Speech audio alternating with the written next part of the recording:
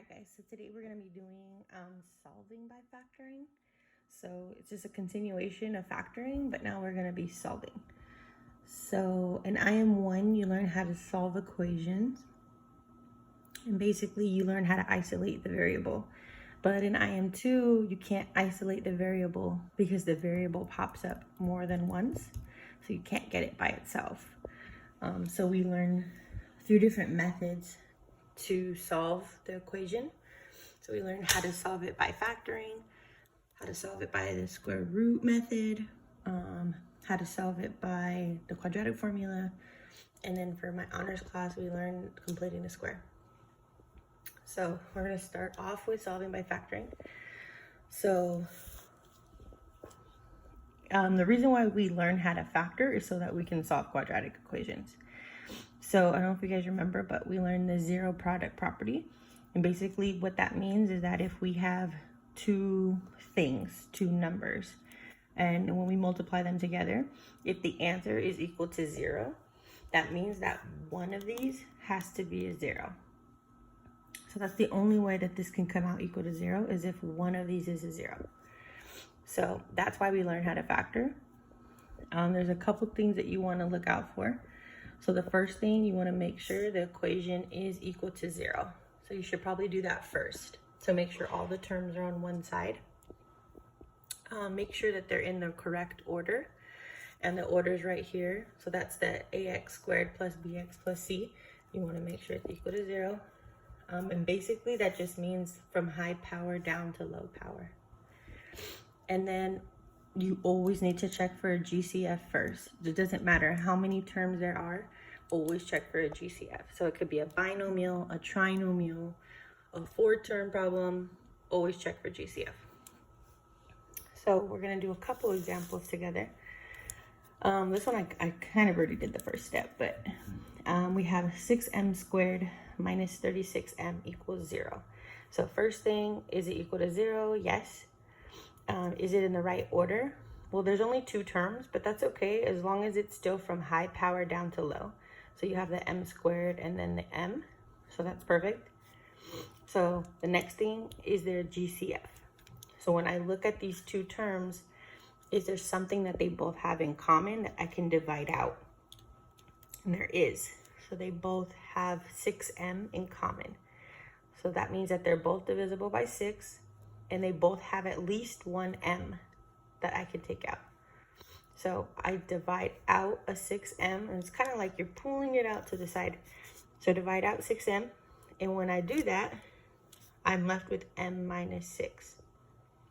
Now, because it's a binomial, remember, a binomial, you're really just looking for, is there a GCF or is it difference of squares? And this one is just GCF. Once I pulled out the GCF, this is not difference of squares. So that's all it is. It's a binomial, GCF. I automatically just factored it. So now I'm at the part where technically this right here, it doesn't have to be in a set of parentheses, but if you want to put it in a set of parentheses, you can, if that helps you. So these are my 2 factors. So this times this equals 0. Well, if that's true, that means that one of these have to come out to be a 0. So your job is to solve for the m that would make that equation true. So what that means is 6 times what would give me a 0 here? Well, the only thing that can be is a 0. So 6 times 0 would give me a 0 here. So this m has to be a 0. And then what minus 6 would give me a 0 here? Well, 6 minus 6 would give me a 0. So then that m has to be a 6.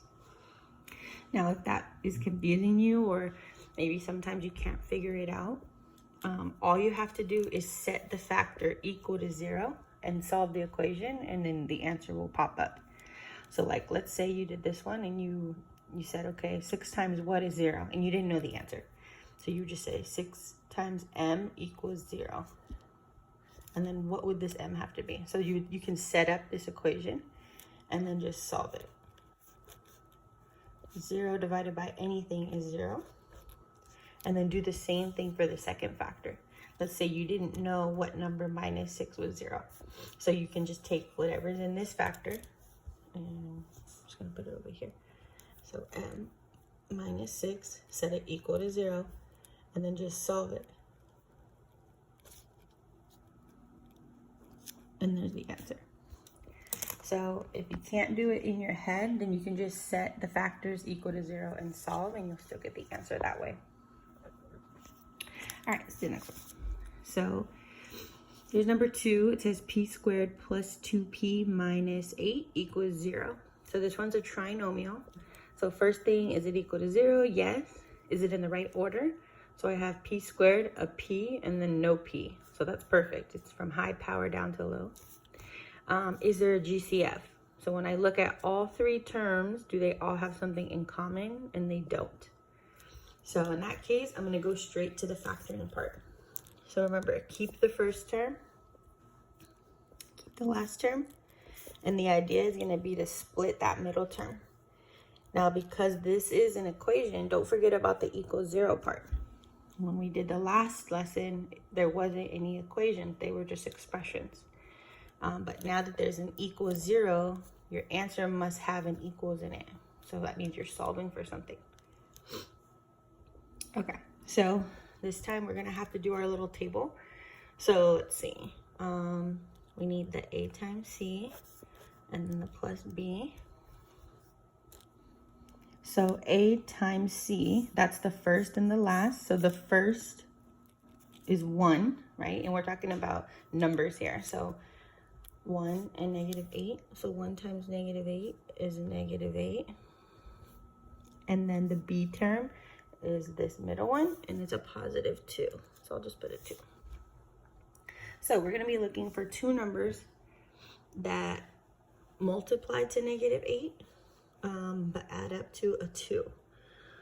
So let's see. We'll start with 1 and 8, and then 2 times 4, and those are the multiples of 8. Okay, now I got to figure out which one it's going to be with the signs. I know one of them's got to be negative because it comes out to be a negative when I multiply. And then I want it to equal positive 2. So 4 minus 2, that's going to be it right there. So double check, make sure it fits both. So 4 times negative 2 is negative 8. 4 minus 2 is 2. So that one works out. So I'm going to come back over here. I'm going to split it into 2 terms, and it was negative 2p and positive 4p. And now it's a 4 term. So I'm going to split it. I'm going to do the GCF on this side. So it looks like they just have a p in common. So I take it out. And on this side, it looks like they just have a 4 in common. I'm going to take that out. So I'm still going to look at what do they have in common. What's the common factor? So they both have a p minus 2. Whatever is left over, once I take that out, is the p and a positive 4. And it's equal to 0. So now because it's equal to 0, you have to finish the problem out and solve for p. So what does this p need to be for this factor to be 0? 2. Because 2 minus 2 is 0. What does this p need to be for this factor to come out to be a 0? Negative 4. Because negative 4 plus 4 is 0. And like I said, if you didn't know that, then on the little side, you would just set each factor equal to 0 and solve them. And you're going to get the same answers. Oops, minus 4, minus 4. So p equals negative 4. So that's the second one. Okay, the next one. So we have 2a squared minus 5a minus 7 equals 0. So is the equation equal to 0? Yes. Is it in the right order? A squared a, yes. Is there a GCF? No. So no GCF here. So I'm going to just go straight to the factoring. So keep the first term, keep the last term, and I'm going to split this middle term into 2 terms. So in order for me to figure out what those two numbers or two terms are going to be, that I'm going to split negative 5a into, I got to do my little chart. So remember, the chart is a times c and then plus b. So a times c is the first term and the last term, the two you brought down. So just multiply those together. So 2 times negative 7, that's negative 14.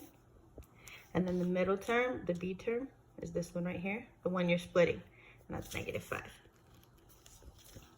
So I'm looking for two numbers that multiply to negative 14, but add up to negative 5.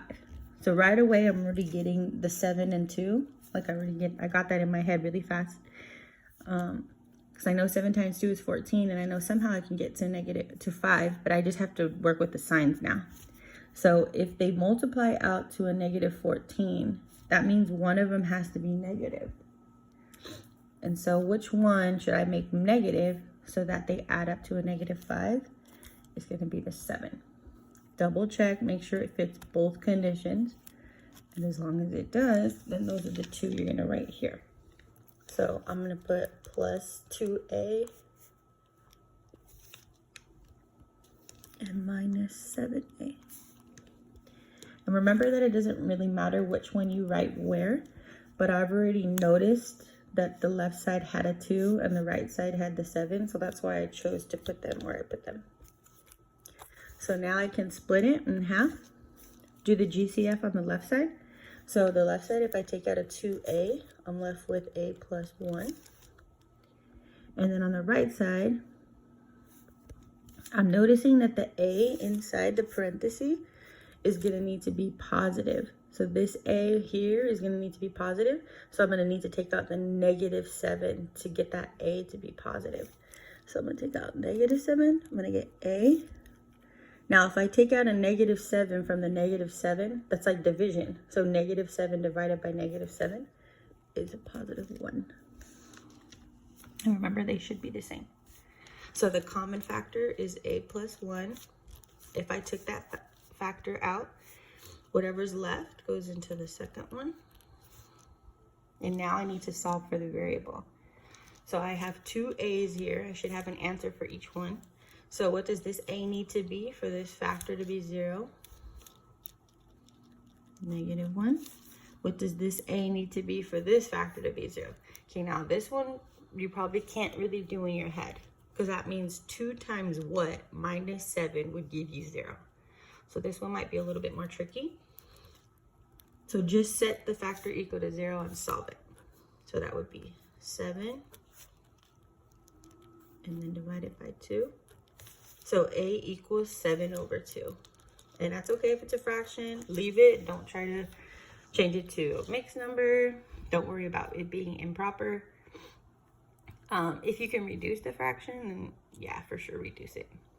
But that's good like that. So that's number 3. Let's do another one, number 4. So is the equation equal to 0? Yes. Is it in the right order? V squared, V, no V, yes. Is there a common factor? So this time there is a common factor. I'm noticing that they're even numbers. So you gotta make sure you always pull out the biggest number that they have in common. And I think it's a 2. So if I pull out a 2, then I would get 2v squared minus 13v minus 7. So now it looks like that. So now I'm going to factor this part. So I'm going to keep the first, keep the last, split that middle. Okay, and then we could do our chart to see what we're going to split it into. So a times c would be the 2 times the negative 7, which is negative 14. The b term is negative 13. So that one should be 14 and 1. But now I got to see which one's negative. It's going to be the 14. So I'm just going to do plus 1v here. And I'll do the minus 14 v's here. Split it. Okay, do the GCF on the left side. Let's see, the v that they have in common. So it's going to be 2v plus 1. On this side, I'm going to need to get rid of that negative because this v's got to be a positive. So I'm going to take out -7. That'll give me 2v plus 1. The common factor, 2v plus 1. If I took that out, whatever's left goes in the second factor. Now, if you want to bring this 2 down in the answer, I mean, that's technically right. So 2.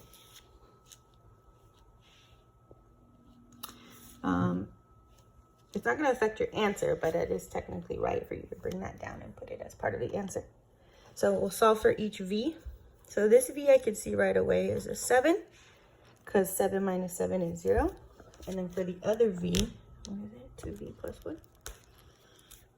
So minus 1. And then divide by 2. So this v is -1/2. Now, the reason why this 2 isn't important is because remember that we're trying to solve for the variables. So if there's a variable here and here, and there's no variable here, then this one's not important. We just want to solve for the v's that we have. So that makes this factor become important and this factor become important. But because this one doesn't have a v, it's not important. So just solve for the v's there, solve for the variables there. So 7 and -1/2. So I could do more examples, but they're all pretty similar. So watch the video, go over any notes, and please ask me any questions you have.